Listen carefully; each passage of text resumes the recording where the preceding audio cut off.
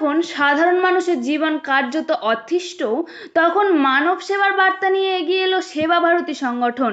বর্ধমান শহরে সংগঠনের উদ্যোগে অনুষ্ঠিত হলো একটি বিশেষ জলছত্র কর্মসূচি। প্রচণ্ড রোদ ও অস্বাভাবিক তাপমাত্রার কারণে পথ চলতি মানুষ, শ্রমজীবী কর্মী, রিক্সা চালক ও সাধারণ নাগরিকদের মধ্যে দেখা দিয়েছে চরম ভোগান্তি।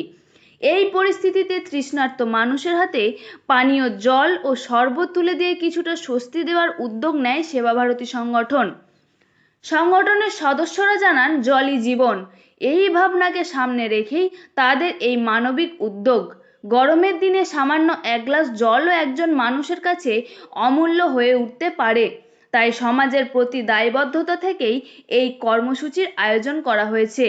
এদিন বহু মানুষ জলছত্র থেকে পানীয় জল গ্রহণ করেন এবং সংগঠনের এই উদ্যোগকে সাধুবাদ জানান।